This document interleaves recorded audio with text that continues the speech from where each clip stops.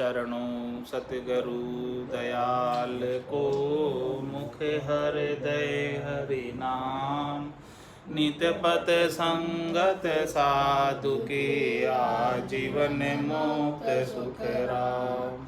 अणभे पद प्रकाश के, दायक सतगुरु राम। अनंत कोटि जन सहाय के, ताय करू प्रणाम। सतगुरु को एको शब्द, मन कोई लेवे मान। तो सहज होत है संत दास, मुश्किल सुआसान। भक्ति भक्त भगवंत गुरु, चतुर नाम वपु एक। जिनके पद रज परसता, नासत बिघन अनेक। सब धरती कागद करम, सब वन कलम कटाय। सात समुद्र शाही करम, सतगुरु गुण लिख्या न जाय। राम राम राम राम राम राम। आप सभी के अंदर विराजमान परमात्मा के पावन चरणों में प्रणाम। राम राम से।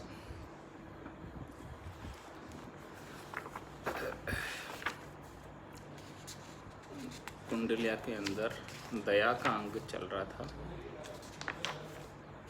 कि दिख नहीं रहा है।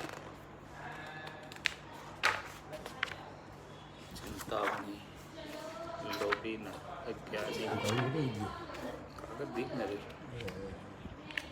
काय निरपक,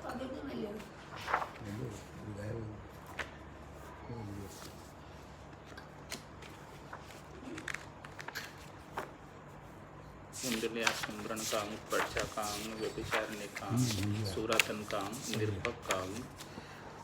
कुंडलिया सात का अंग, सात पारक का अंग, सुसंगति का अंग, यहाँ तक हो गया था। ये प्रयाग उपदेश का अंग, यस, ये थोड़ा अंदर उपदेश का अंग चल रहा था। तो उपदेश के अंग में सदगुरुदेव फरमा रहे, स्वामी जी श्री रामचरण जी महाराज की 98 वाणी, इसमें उपदेश का अंग चल रहा है। उपदेश के अंग के माध्यम से सतगुरुदेव उपदेश कर रहे हैं। दया दुर्बल की लीजिए, साधु जन की सेव। साध नहीं दुर्बल नहीं, तो सेव कहाँ फल लेव। तो सेव कहाँ फल लेव, बगल बल दुर्बल नाही। स्वाद बाद नहीं साध, जगत लचता के माही। राम चरण संसार को, कृत गयो बिन भेव।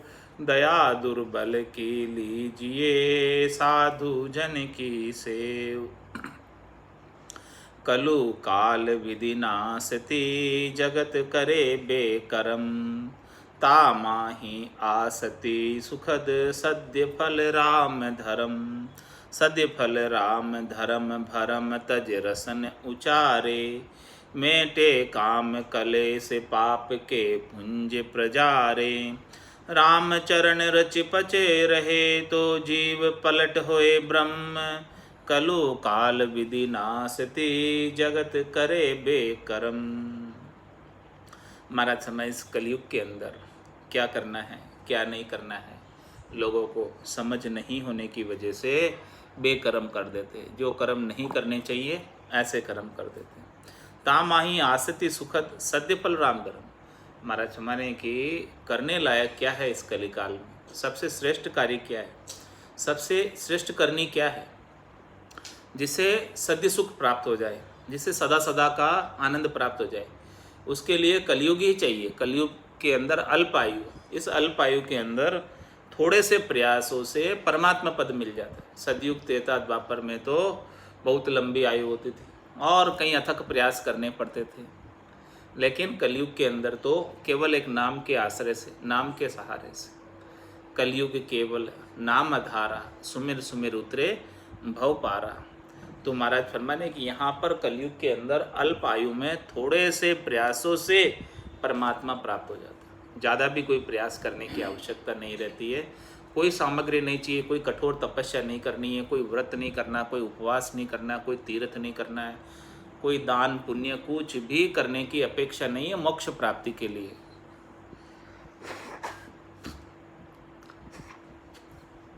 महाराज फरमाने कि मोक्ष प्राप्त करना है तो कलयुग के अंदर केवल एक नाम का आश्रय, और धर्म कलयुग में सस्ते नहीं है। सतयुग त्रेता द्वापर में और करनी और क्रियाओं का फल प्राप्त हो जाता था, लेकिन कलयुग के अंदर सस्ते नहीं, क्योंकि कलयुग के अंदर कोई चीज़ शुद्ध रही नहीं। लेकिन नाम परमात्मा का शुद्ध है, ये पाप पुण्य से अलग है, ब्रह्म कर्म से अलग है, इसमें किसी प्रकार का कोई बेल नहीं है। इसीलिए कलयुग के अंदर केवल नाम का आसरा लेकर, नाम का सहारा लेकर कलयुग के अंदर अल्प आयु के अंदर परमात्मा पद को प्राप्त कर सकते हैं। इसीलिए महाराज फरमा रहे हैं कि इस कलु काल विधि नास्ति जगत करे बेकरम, इस प्रकार से संसार वाले जो नहीं करने चाहिए वो कर्म करते हैं। तामाही आसति सुखद सद्य फल राम धर्म, इसके अंदर सद्य फल चाहिए, हमेशा हमेशा का आनंद चाहिए, तो एक राम जी के नाम का धर्म है, इसी धर्म को निभा लो, सब धर्म सज जाएंगे इसमें। ये ऐसा धर्म है जिसे कर लेने के बाद कोई धर्म करना बाकी नहीं रह जाता, कोई कर्म करना बाकी नहीं रह जाता। सद्य फल राम धर्म भरम तज रसन उच्चारे, महाराज सब भ्रमों को छोड़कर रसना से केवल राम राम का उच्चारण करो। मेटे काम कलेश पाप के पुंज प्रजारे, ये राम नाम के उच्चारण के अंदर ऐसा सामर्थ्य है, ऐसा बल है, ऐसी शक्ति है कि मेटे काम कलेश, जितनी भी कामनाएं हैं और उस कामना से उत्पन्न होने वाले कलेश जितने भी हैं वो और पाप के पुंजे सबको जलाकर खाक कर देते। सतगुरु को एको सबद मन कोई लेवे मान, तो सहज होते संतदास मुश्किल सु आसान, सारी मुश्किलें आसान कर देते हैं, काम क्लेश सब मिटा देते हैं। ऐसा राम नाम के सुमरण में पराक्रम।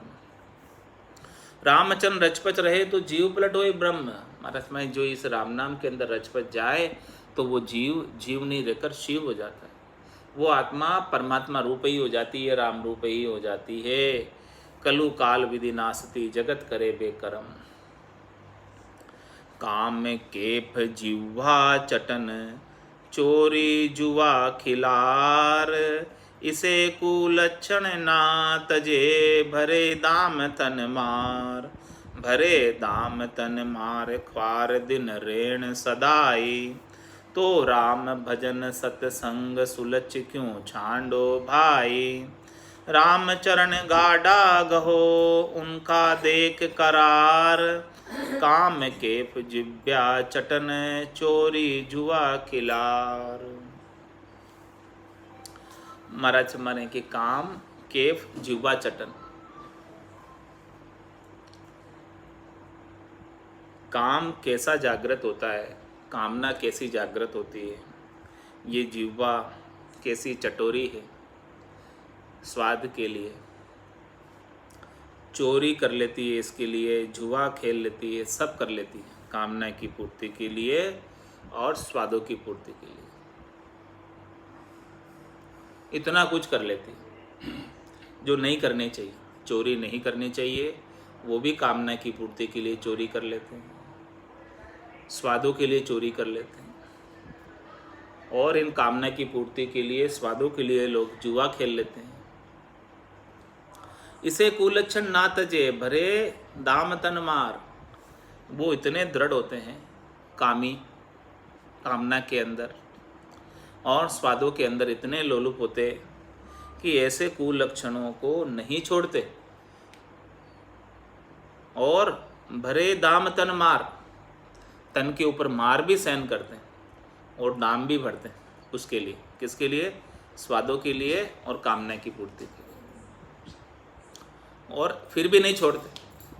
अब पैसा भी खर्च करते और मार भी सहन करते, दंड भी भुगतते हैं उसका, पैसा भी खर्च करते हैं, फिर भी ये कार्य करना नहीं छोड़ते। देखो कितनी दृढ़ता है इनमें, देखो कितनी मजबूती है, इनको कितना वो नेचा है कामना के प्रति और स्वादों के प्रति, कितनी आसक्ति है। महाराज में इतनी आसक्ति यदि आप जो है राम भजन में लगा दो, जितनी आसक्ति कामी को कामना के प्रति होती है और इस जीवा को स्वादों के प्रति होती है, जिससे भरे दाम तन मार ख्वार दिन ऋण सदाई, ऐसी कामना के प्रति आसक्ति होने की वजह से भरे दाम तन मार, तन के ऊपर मार सहन करनी पड़ती है और रात दिन खवारी होती है। तो महाराज माने कि इसी आसक्ति को यदि आप, आसक्ति तो चाहिए लेकिन इसी आसक्ति को राम भजन के अंदर लगा दो। जब तक आसक्ति नहीं लगेगी राम भजन में, तब तक ये जीव का कल्याण नहीं हो सकता। आसक्ति अभी इसके संसार में लगी हुई है, शरीर के सुखों में लगी हुई है, कामना की पूर्ति में लगी हुई है, रसना के स्वादों में लगी हुई है। तो महाराज फरमाने इसी आसक्ति को राम भजन में लगा दो। तो राम भजन सत्संग सुलझ क्यों छोड़ छांडो भाई। महाराज मैंने ऐसा राम भजन का सत्संग जिसे अच्छे लक्षण आते हैं, जिसमें दंड भी नहीं भरना पड़ता है, जिसमें मार भी नहीं खानी पड़ती है और जिसमें पैसे भी खर्च नहीं होते हैं, तीनों ही काम नहीं होते, तीनों ही दुख नहीं है उसमें। तो ऐसे अच्छे लक्षणों को प्राप्त कराने वाला राम भजन को क्यों छोड़ते हो, जब उन कामनाओं की पूर्ति में आप इतने दृढ़ हो, रसना के स्वादों के लिए इतने दृढ़ हो कि चोरी भी कर लेते हो, जुआ भी खेल लेते हो, सब कुछ कर लेते हो। तो ये उससे तो लाख गुना अच्छा है राम भजन का करने कार्य, जिससे जन्म जन्म का दुख मिट जाए, जन्म जन्म का खाता चूके, होय मन राम स्नेह। यदि राम जी का स्नेह प्राप्त कर लो, राम जी से स्नेह कर लो, तो जन्म जन्म का खाता चुक सकता है और सदैव सदैव का दुख मिट सकता है। तो ऐसा राम भजन और सत्संग क्यों छोड़ते हो। तो राम भजन सत्संग सुलझ क्यों छांडो भाई, ऐसा लाभ प्राप्त करने वाली चीज को क्यों छोड़ते हो।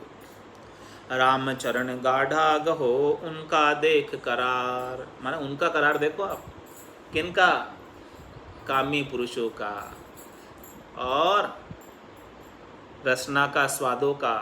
उसके लिए वो चोरी भी कर लेते हैं, जुआ भी खेल लेते हैं। उनका करार ज़्यादा अच्छा है भजन करने वालों से। महाराज भाई उनसे भी कुछ सीखो आप।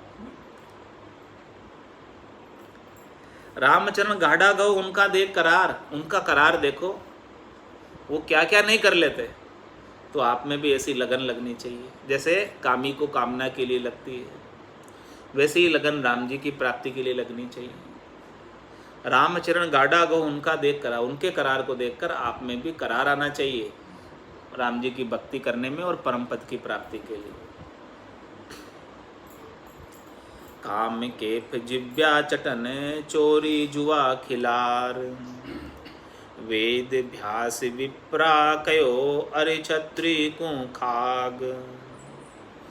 वैश्य बिणज शूद्रा कृषि बैरागी को त्याग, बैरागी को त्याग शाम को सुमरण करही। या बिन नीच उपाय धर्या निज कर्म बिसरही।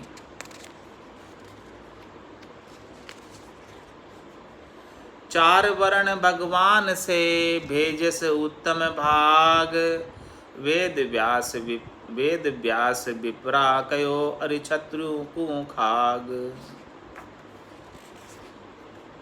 महाराज फरमा रहे हैं कि विप्रों के लिए क्या काम दिया परमात्मा ने, वेद अभ्यास, वेद का अभ्यास करे, वेद का पठन करे और उसका अभ्यास करे, उसको याद करे और उसका जो है ज्ञान का प्रचार प्रसार करे। ये काम किसको सौंपा है, ब्राह्मणों को सौंपा है।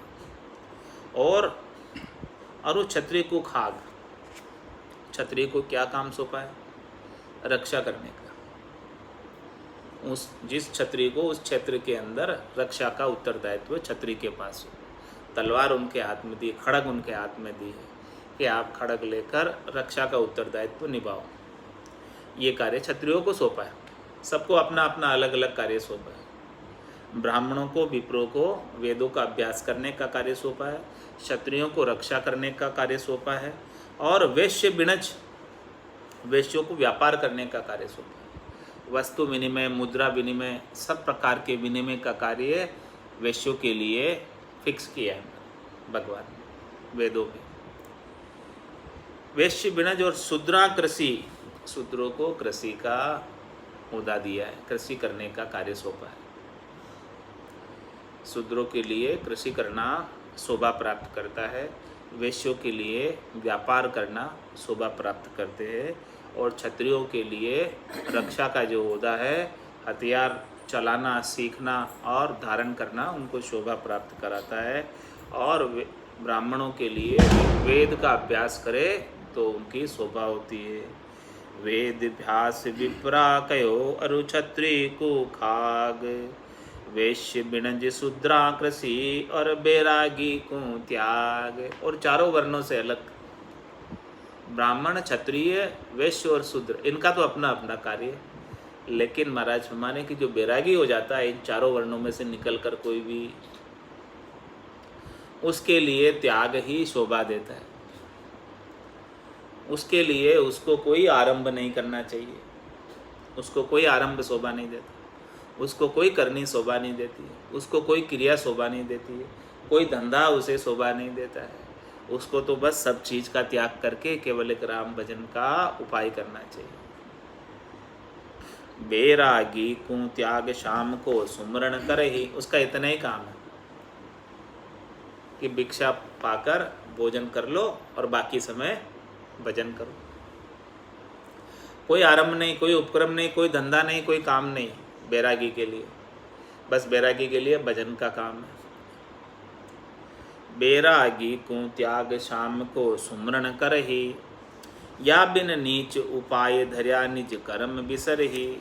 महाराज हमारे ऐसे ऐसे कार्यों के बिना कोई अन्य कार्य करता है, नीच उपाय करता है, तो महाराज हमारे कि निज कर्म बिसरी, उसका जो अपना अपना कर्म है वो भूल गया। जो परमात्मा ने जिसको जैसा कर्म सौंपा है वो अपने कर्म से अलग हो गया, विस्मृत हो गया, भूल गया। तो चार वर्ण भगवान से भेजस उत्तम भाग, इस प्रकार से चार वर्णों के अंदर भगवान ने उनके भाग्य के अनुसार भेजा है। जिसका जैसा जैसा भाग्य है उसके अनुसार उसे चारों वर्णों में से वर्ण प्राप्त होता है। जिसके जिसके लिए जैसा जैसा प्रारब्ध होता है उसके अनुसार उसे उस वर्ण में जन्म प्राप्त होता है।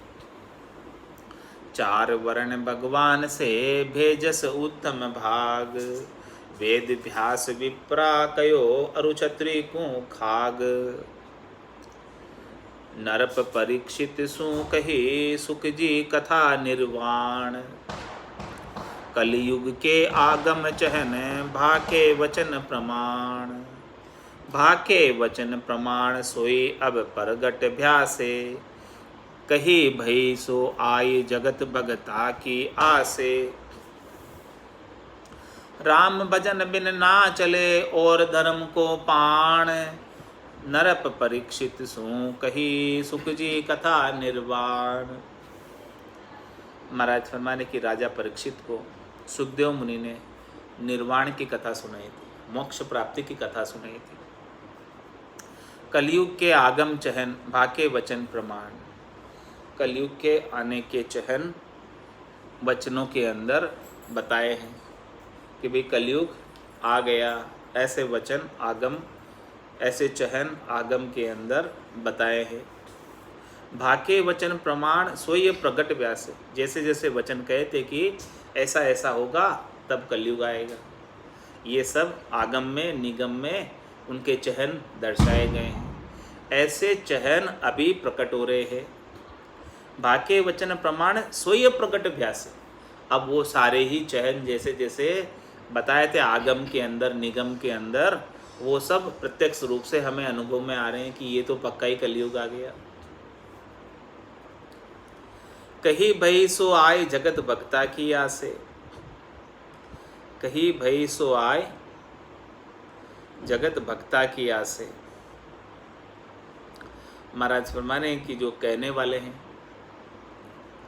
आकर अब, कथा करने वाले हैं आकर अब जगत और भक्तों की आशा रखते हैं, उनसे दान दक्षिणा चाहते हैं, उनसे सुख चाहते हैं।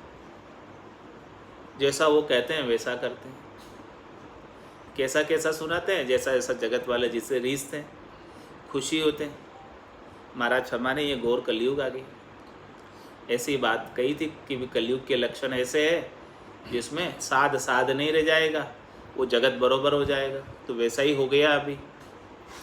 कही भई सो आए जगत भक्ता की आस, जैसा कहा था वैसा हो गया आकर। अब सारे जो है जगत और भगत की आशा लगाए बैठे हैं सब। राम भजन बिन ना चले और धर्म को पाण। महाराज में कलयुग के अंदर और किसी भी धर्म का जोर नहीं चलता। कलयुग के अंदर कुछ भी कर नहीं सकते, कोई सजता ही नहीं। सतयुग में, त्रेता में, द्वापुर में तो फिर भी सज जाता था, लेकिन कलयुग में नहीं सजता, क्योंकि कलयुग में कोई चीज़ शुद्ध रही नहीं, सब चीज़ों में भेड़ हो गए। तो शुद्धता के अभाव में ये सब चीज़ें, यहाँ मक्खी आ गई कलयुग में।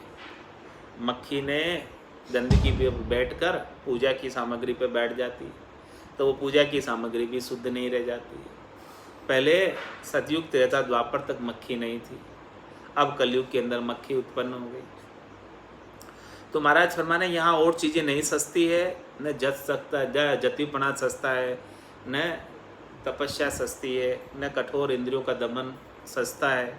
अब तो केवल एक राम भजन का ही उपाय बचा है कलयुग के अंदर।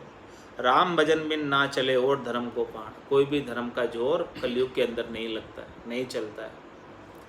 नरब परीक्षित सु कही सुखजी कथा निर्माण।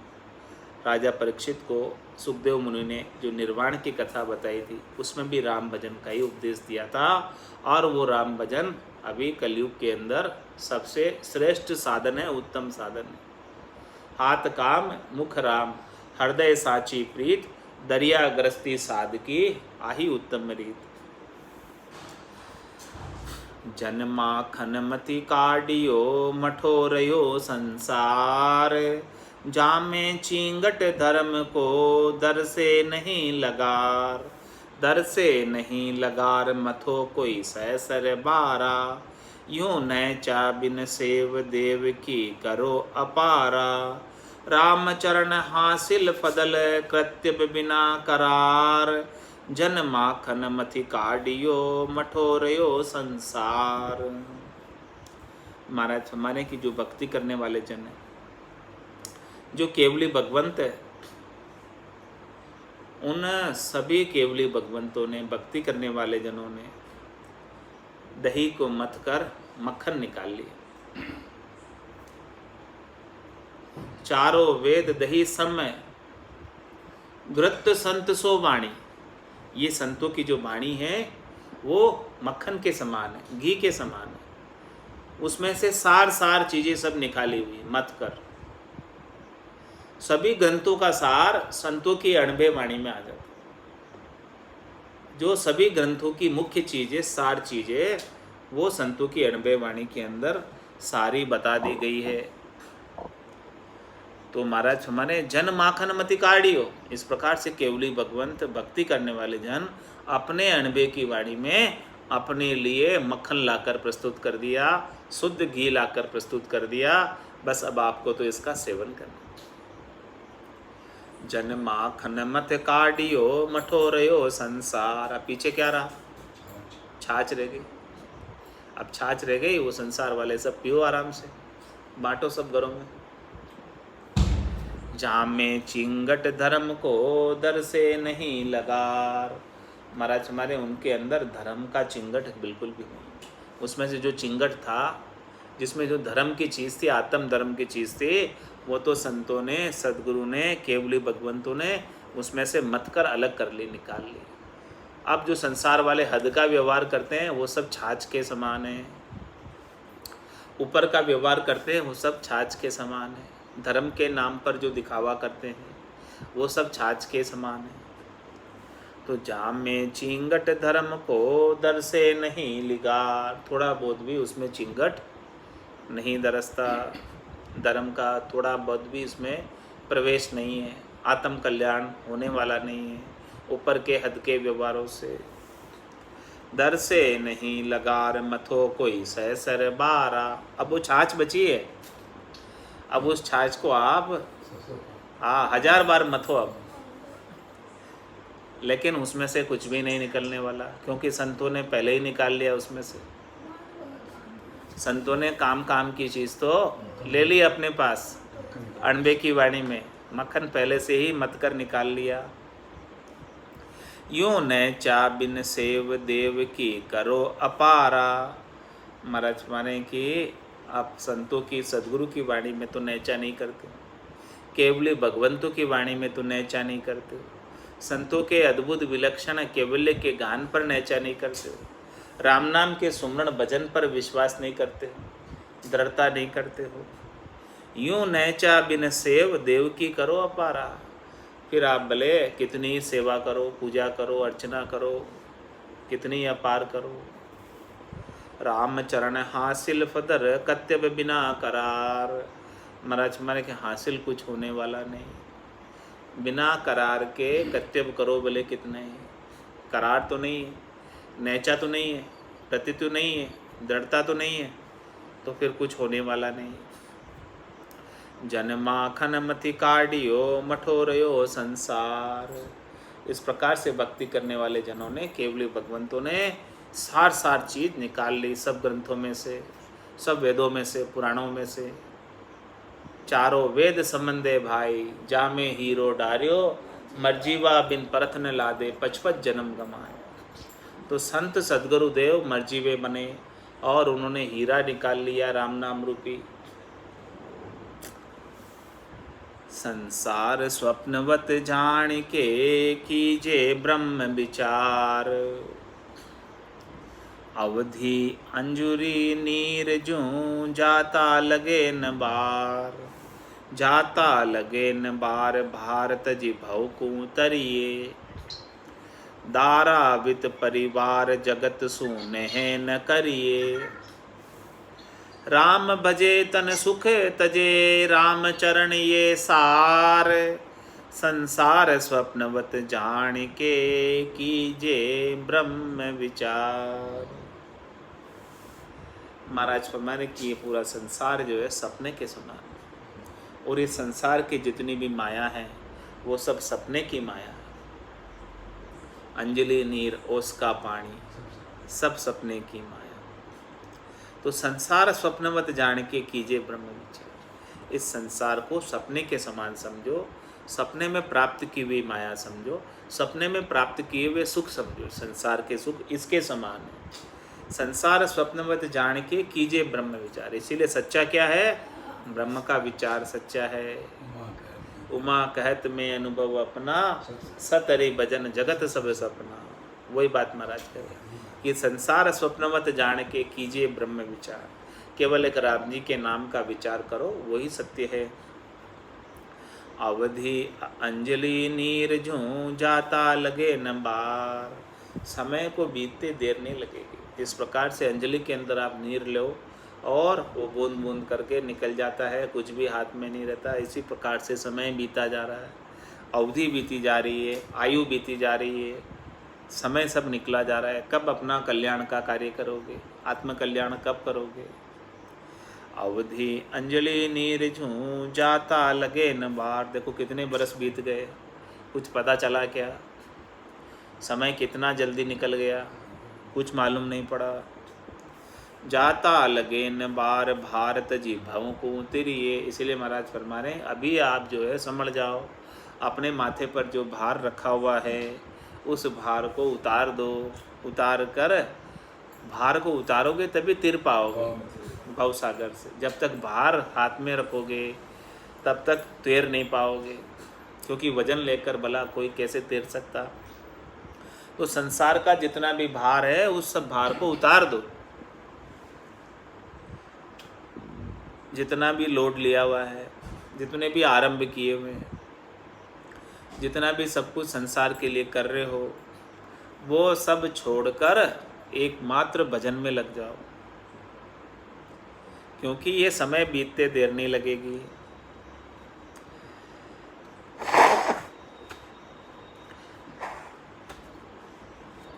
तो जाता लगे न बार भारत जिभव को तिरिए, धारावित परिवार जगत सोने न करिए। महाराज माने कि दारा यानी स्त्री, वित्त यानी धन, और परिवार, और ये पूरा संसार, शरीर से संबद्ध पूरा संसार जगत, इन सब से नेह नहीं करिए। इन सब से नेह क्या करते? इन सब से सुख प्राप्ति की इच्छा रखते।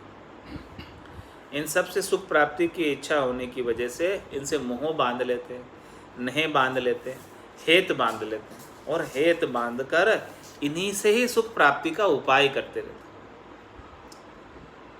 और इन्हीं से सुख प्राप्ति के उपाय में पूरा समय बीत जाता। भजन करने का समय ही नहीं रह पाता, सत्संग का सुनने का समय ही नहीं रह पाता। बस इन्हीं के कार्यों में दिन भर लगे रहते हैं। घर की गांगरत गयो जमारो उदम आपदा माई, मुँह से ठगे भरे का उदर पशु संज्ञा या पाई। तो महाराज में दारावित परिवार जगत सोने न करिए। इनसे ज़्यादा हेत नहीं करना आपसे, इनसे ज़्यादा सुख प्राप्ति की अपेक्षा नहीं रखनी। इनसे सुख प्राप्ति की अपेक्षा रखोगे तो उलझे ही रहोगे, कभी सुलझ ही नहीं पाओगे। समय पूरा उसी में ही चला जाएगा। भजन कब करोगे? राम भजे तन सुख तजे, राम चरण ये सार बात अब बता दी महाराज ने कि खास बात क्या, मुख्य बात क्या।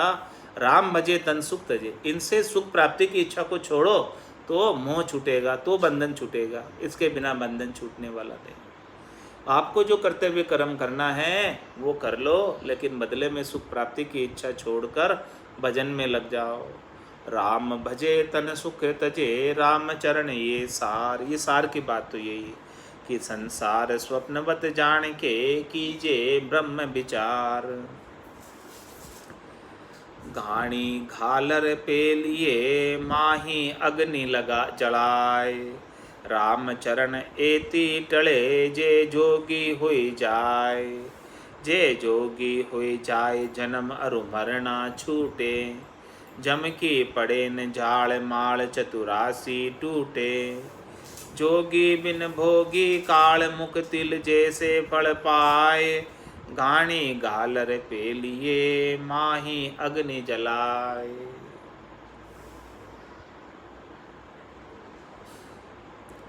घाणी घालर पे लिए माही अग्नि जलाए। घाणी के अंदर डाल दो, किनको? सबको, तिल को, और फिर उनको पी लो, और अंदर अग्नि जलाकर पी लो। गर्म होती जाएगी और वो घाणी चलती जाएगी और सारा तेल जो है निकल जाएगा। रामचरण एति टले जे जोगी हुई जाए। इस प्रकार से महाराज सम्मान है कि कोई अपने सारी वासनाओं को जला दे, सारी इच्छाओं को जला दे, पेल दे।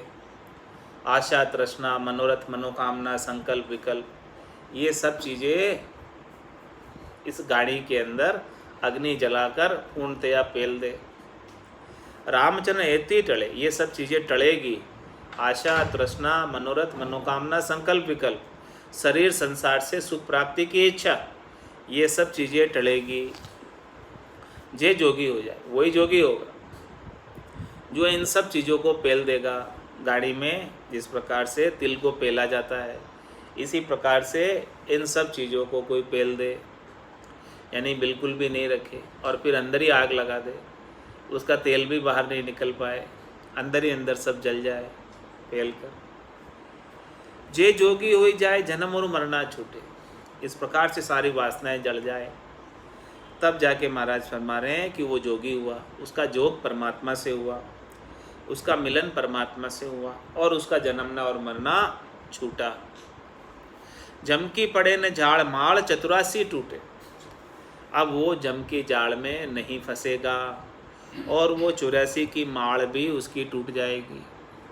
बार बार 84 की माल में, मुंडमाला में आ रहा था, उसका हर एक मुंड उस 84 की माला में पोणी आ रहा था। जब जब वो मृत्यु को प्राप्त होता तब उसका मुंड पोया जाता, तो वो भी टूट जाएगी। जोगी बिन भोगी कालमुख तेल जैसे फल पाए, तिल जैसे फल पाए। मतलब इस प्रकार से यदि जोगी नहीं बनोगे तो जो भोगी है वो काल के मुख में तिल जैसे फल पाए। काल के मुख के अंदर जैसे तिल गाड़ी के अंदर पेला जाता है, उसी प्रकार से जो भोगी है उन्हें काल चबा जाएगा। सब काल की डाड़ों में ही खेल रहे हैं। काल कभी भी जैसे तिल गाड़ी के अंदर पेलने आ जाती है, इसी प्रकार से वो काल कभी भी पेल देगा। घाणी घालर पेलिए माही अग्नि जलाए,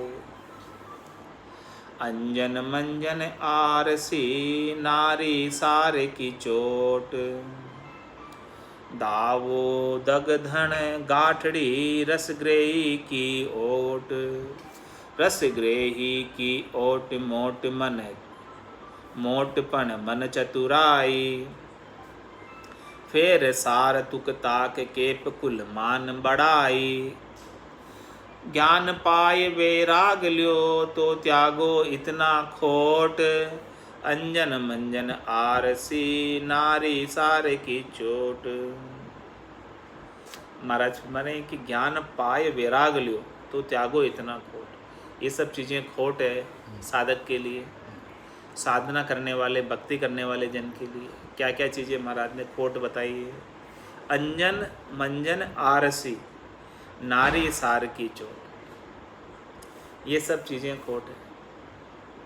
अंजन, अंजन किसे कहते हैं? आँख में अंजन, सुरमा अंजन, और मंजन दांत में मंजन, और आरसी कांच, कांच में मुख देखना, यानी अपने रूप को निहारना या अपने रूप को और बढ़ाना। और नारी सार की चोट, नारी को देखना। ये सब महाराज हमारे की भक्ति करने वाले के लिए चोट है। केश नख नहीं सूदरे, जीभ स्वाद नहीं कोई। जब पराभक्ति उत्पन्न हो जाती है तो ये सब चीज़ें नहीं करता। अंजन मंजन से कोई लेना देना नहीं, यानी शरीर के रूप श्रृंगार से कोई लेना देना नहीं।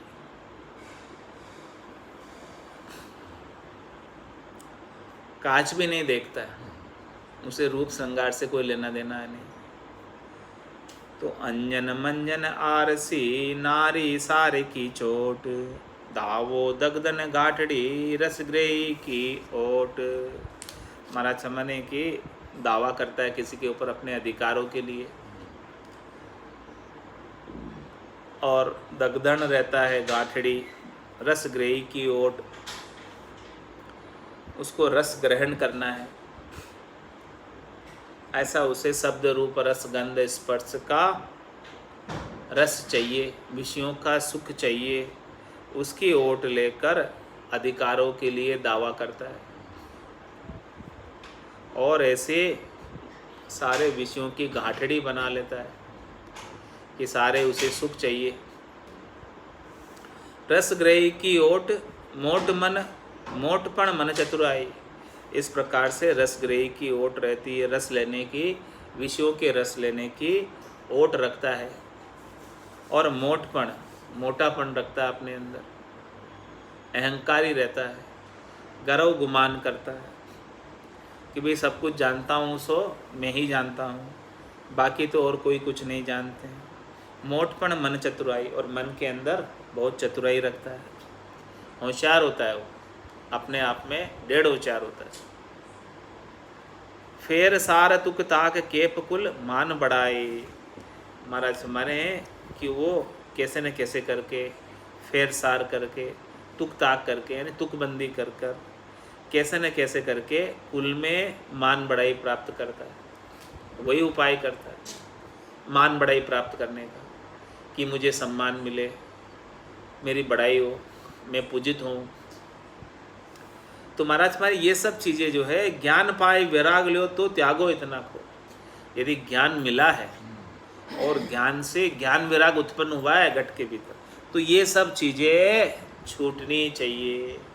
ये सब चीज़ें जब तक नहीं छूटती है तब तक भक्ति के मार्ग में आगे नहीं बढ़ सकते। अंजन मंजन आरसी नारी सारे की चोट, 16 से हुरमात जी नगर बलक के मीर, 1600 हुरमात जी नगर बलक के मीर। कितनी हुरमा थी? 1600। 1600 हुरमात जी नगर बलक के मीर। गेवर हेवर कर हला उमरावा की भीड़। उमरावा की भीड़ खीर घृत पाक रसोई। माल मुलुक तुझ जान त्याग जोगेश्वर होई। राम चरण जग जाल का जालिम काट जंजीर। 1600 हुरमात जी नगर बलक के मीर। महाराज हमारे कि बलख नगर के मीर थे, राजा थे। उनके 1600 रानियां थी, हुरमा थी 1600। तो 1600 हुरमात जी 1600 रानियों को छोड़कर चला गया। गेवर हेवर करहला, महाराज माने कि उनके घेवर थे यानी हाथी थे, हेवर थे यानी घोड़े थे, करहला, करहला मतलब जैसे हाथ का इशारा करते और सेवक हाजिर हो जाते। हाथ के इशारे से केवल उंगलियों के इशारा करना पड़ता, हाँ, कर हलाते ही सेवक हाजिर हो जाते। हाथ के इशारे का इंतज़ार करने वाले सेवक उनके आसपास खड़े रहते थे। और उमरावा की भीड़, और उनके कितने ही उमराव, वकील, मोदी कितने ही उनके आसपास खड़े रहते थे। उमरावा की भीड़ खीर गत पाक रसोई, उनके दूध घी और पक्की रसोई, मिष्ठान मिठाई 56 भोग हमेशा बनते थे, तैयार थे। माल मुल्क तुच्छ जान, ऐसे माल को, ऐसे मुल्क को तुच्छ समझा और त्याग जोगेश्वर होई। और बलख नगर के मीर ने, राजा ने ये सब चीज़ें त्याग दी और जोगेश्वर हो गए छोड़कर। राम चरण जग जाल का जालिम काट जंजीर। इस प्रकार से महाराज हमारे हैं कि जग की जाल का ये जंजीर काट दी उन्होंने। 1600 हुरमात जी नगर बलक के मीर। देखो उनके पास 1600 हुरमाएँ थी, हेवर गेवर थे, कितने नौकर चाकर थे, कितने उमराव थे, और पक्की रसोई थी, दूध घी खूब खाने पीने को मिलता था। इन सब माल को और मुल्क को तुच्छ समझकर छोड़ दिया और जोगेश्वर हो गए, भजन करने में लग गए। क्योंकि उन्होंने इसी में ही सार समझा। बाकी तो ये संसार सारा जंजीर है, बंधन है, इसी में लगे रहते तो बार बार जन्म मरण में जाते आते रहते। ये मनुष्य शरीर बार बार थोड़ी मिलता है।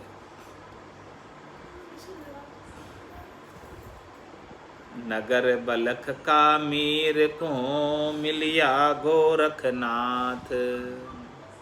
भव सागर में बूढ़ता गै कर काढ़िया हाथ। गै कर काढ़िया हाथ जोग के मार्ग ल्याया। हिरदा का पट खोल नाम का भेद बताया। राम चरण पूरा परश भरी अगय की बात। नगर बलख का मीर को मिलिया गोरखनाथ। महाराज माने कि गोरखनाथ जैसे समर्थ गुरु मिल गए नगर बलख के मीर को, तो उन्होंने भवसागर में डूबते हुए को हाथ पकड़कर बाहर निकाल दिया और उन्हें ऐसे जोग के मार्ग पर लगा दिया और हृदय का पट खोलकर नाम का भेद बता दिया। इस प्रकार से महाराज फरमाने हैं कि रामचरण पूरा परस, वो पूरा उनको अरस परस हो गया परमात्मा से। भरी अगय की बात, जो चीज़ कह नहीं सकते थे, जो चीज़ पकड़ में नहीं आती है, उसको बात में भरा दिया। ऐसे गोरखनाथ जी ने। नगर बलख का मीर को मिलिया गोरखनाथ। इस प्रकार से महाराज ने उपदेश के अंग में राम भजन का अपने को उपदेश दे रहे हैं कि देखो इतना इतना उनके पास साम्राज्य होते हुए भी छोड़कर चले गए एक भजन करने के लिए। अपने पास थोड़ा सा है, उसे भी भजन के लिए नहीं छोड़ सकते। भजन के लिए समय नहीं, भजन के सत्संग के लिए समय नहीं, तो महाराज फरमाने कि अभी ये मिनखा दे की मौज फिर मिलने वाली नहीं है। अभी ये आनंद प्राप्त हुआ, ये समय प्राप्त हुआ, अवसर प्राप्त हुआ, फिर नहीं मिलने वाला। तो इस अवसर को समझकर इस राम भजन को करके परम पद को इसी जीवन में प्राप्त कर लेना है, नहीं तो ये अवसर फिर वापस नहीं आएगा। अब वाणी को यहीं विराम देते हैं। बोलो राम सतगुरु देव जी महाराज ने धन्य हो। परम दयाल सतगुरु सुखराम जी महाराज ने धन्य हो। स्वामी जी श्री रामचरण जी महाराज ने धन्य हो। श्री जी श्री रामचरण जी महाराज के ज्ञान सस्वरूप भगवान केवली भगवंता ने जीवा तारण जहाज ने मोक्ष के मालका ने अनंत कोटि संतान राम सभा में राम राम महाराज।